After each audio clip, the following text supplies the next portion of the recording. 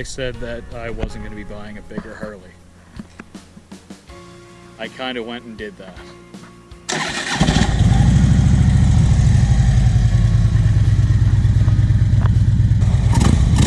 Here's my 2012 Electra Glide Ultra Classic.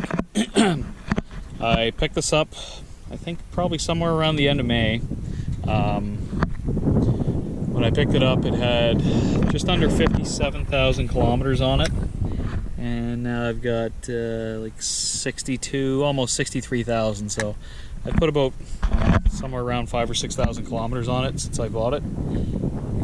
So when I picked this thing up, it still had the halogen lights on the front, and they were trash. Anybody that's ever ridden a Harley knows how awful those headlights are. I don't know why they ran halogens for so long. Anyway, these things, they give off an enormous amount of light, and I think they were like 130 bucks on like Prime Day deals or something. Another thing that the bike really needed when I picked it up was tires. So I didn't bother filming putting the tires on this thing because I already done 2 videos on how to do it on my Sportster.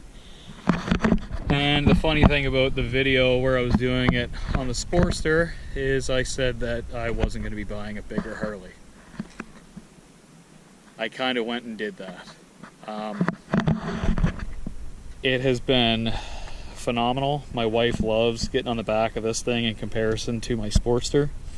Having said that, I still ride the Sportster quite a bit. It's a little bit of a hot rod in comparison to this. This thing, it's a different kind of bike. Like you can hop on this thing and you can bang out like, I don't know, 300-400 kilometers, and you're not like chattering your teeth the whole time. Back's not hurting. Don't feel like you need to poop all the time. I don't know why I said that. But yeah, you can hop on this thing, you ride all day, and it's all comfort. Anybody that says, you know, you got to upgrade to a bigger bike, you need to upgrade to a bigger bike, and thinking that, you know, when you get on a bigger bike that it's going to be faster and all this cool guy stuff, I'll tell you right now, this thing, it's got the 103 twin cam, and there's a stage 1 done to it, and it's not really much of a slug, I wouldn't say, but the Sportster for sure is definitely a faster bike. But to the same sort of thing, the Sportster is very uncomfortable relative to this. Like I said earlier, I don't need to do a stage 1 to it because it's already got the Screaming Eagle air intake there. It's got some Vance & Hines big ovals, I think they're called. They got like a nice deep tone to them. They're not like loud or raspy or anything. The Sportster is extremely raspy. I feel guilty riding it after like 9 o'clock in my neighborhood, but this bike I don't really feel overly guilty about riding it after 9 o'clock in the neighborhood because it's not near as loud. Some future stuff that I have planned for it, I need to change these bars, because when I'm riding, my arms, they're like this, which puts a little bit of pressure on your back and your shoulders. So the higher your arms are, the more comfortable you're going to be, but you know, I'm not made out of money, so I've just been riding this as is. I would like to do a new seat, that would be good. And I'm just gonna do like some regular maintenance stuff. I'm gonna do the rocker box breathers, and while I'm in there, I might have a look a little bit further, have a look at the cam chain tensioners. Apparently, the cam chain tensioners in the earlier twin cams were garbage, but I guess like somewhere around 2006 or 2007. The cam chain tensioners were made out of a better material.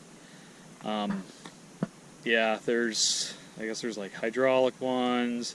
You can do like a gear conversion, but doing the gear conversion is going to be assuming that that this thing doesn't really have a lot of crank run out, and where I don't want to say it's high mileage, but it's, you know, it's on its way towards 100,000. So I don't know. I might just put a better set of just regular cam chain tensioners in there, not bother with like a gear conversion, because like I'm not revving this thing out. I'm not hot rodding it like I do with my Sportster. But yeah, it's a great bike to just hop on and ride. Lots of torque. It sounds great. I love it. Another thing that I did is I actually put this quick release tour pack conversion on there. So factory, this thing, like, it's like bolted hard mounted there, but yeah, I got like this bracket off Amazon, and these like the mounts right there, I'm almost positive they come out of the same factories, like Hogworks or Nasty Hog or whatever they're called. But I did buy the nice ones on Amazon. Like they're not gonna rot out or anything, and like she's solid. That's not going anywhere. Yeah, because I'm not really too sure if I want to ride this thing around without the tour pack on it. It's super convenient. If I'm on my way home from work and, you know, I need to pick up like milk or some ingredients or something for supper that my wife wants, I just pop this open and put everything in there. It's also really good for just like throwing my helmet in if I'm going into the store or parking it at work. I don't need to carry around my helmet. Yeah, the tour pack is way more convenient than dealing with these saddlebags, like right janky, like what a buddy of mine described them as. They're good. Like, I just throw in like random odds and ends. I had some recyclables in there, spare hat, shirt.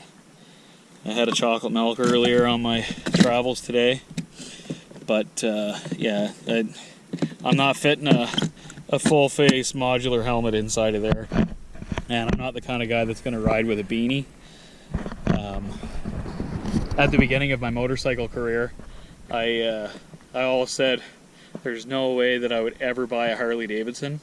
My first motorcycle was a 2000 or 2001 Yamaha R6, and it was before they even like called them an R6. I think it was like a YZF R6 blah blah blah, carbureted 4-cylinder, and the thing was it was stupid fast for the era.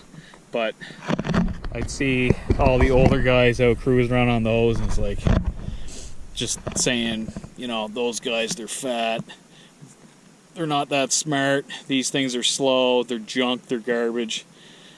Pretty much anything disparaging that you could say about a motorcycle, I have in my younger years said about these.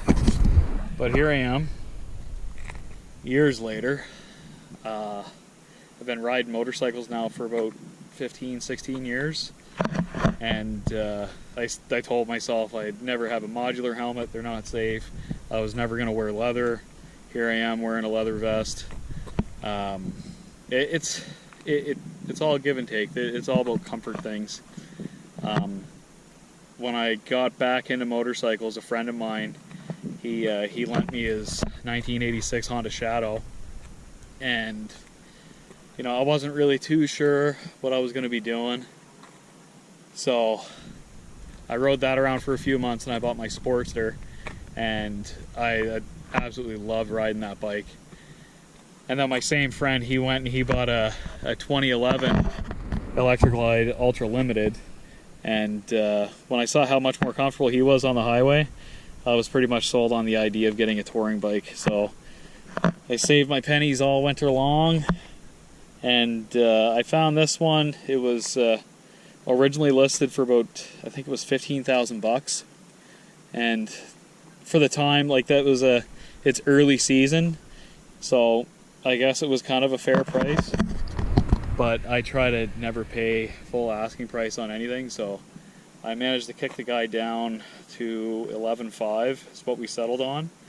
And he was happy, I was happy, and I've pretty much just been riding the bike as is since. Like I said, there's a couple things that I would like to address on the bike, but for the most part, the previous owner did a really good job of taking care of the bike. Yeah, I'm looking forward to running some longer road trips on this next year. Yeah, it's been a really good bike. I've been on this probably about 50 to 60% of my season. All like the short trips around town, like ripping back and forth to work, I'll ride my Sportster and I take like a little shortcut through the woods that this big thing would definitely not make it through. A couple major things that I was looking for when I was buying one of these was I wanted something that was a 2009 and up, and that's because in 2009 they redesigned the frames on these to be a lot more rigid, so it's like a smoother, more stable, less flexy frame. Another thing that I was looking for that wasn't necessarily a deal breaker, but I knew I didn't want an 88 twin cam, and there was a bunch of 96s, but I think it was 2011 or 2012 was when they made the 103, the standard engine. I kind of lucked out with this one.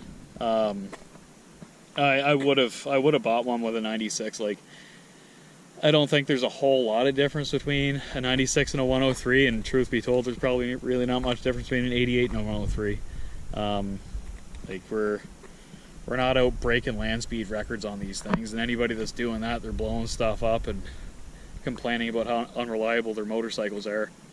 So yeah, it was just kind of a nicety to get the 103. And you know, I told myself I wasn't going to buy another black Harley, but you know, when you're buying used, there's not really a whole lot of choice. I would have liked to have got something like, I don't know, blue or gray or something, anything other than black or denim. Not really a big fan of the denim.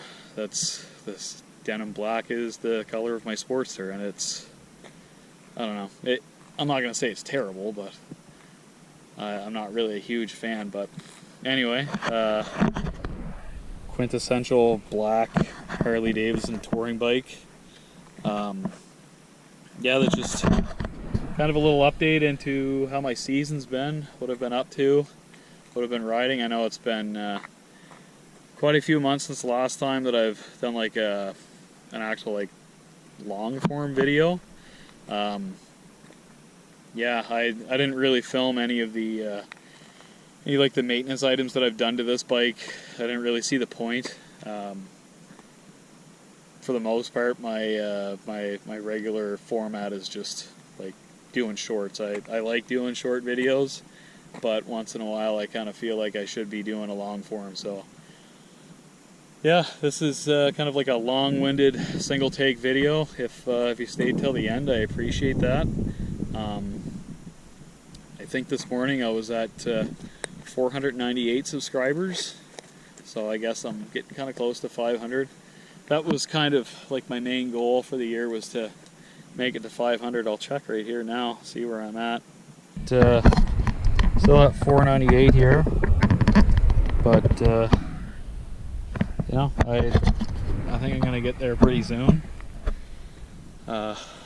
Yeah, it's gonna be snowmobile season before I know it, so I'm just gonna keep riding the motorcycle and enjoy the rest of my summer. Thanks for watching the video, and I'll see you in the next one, whenever that is.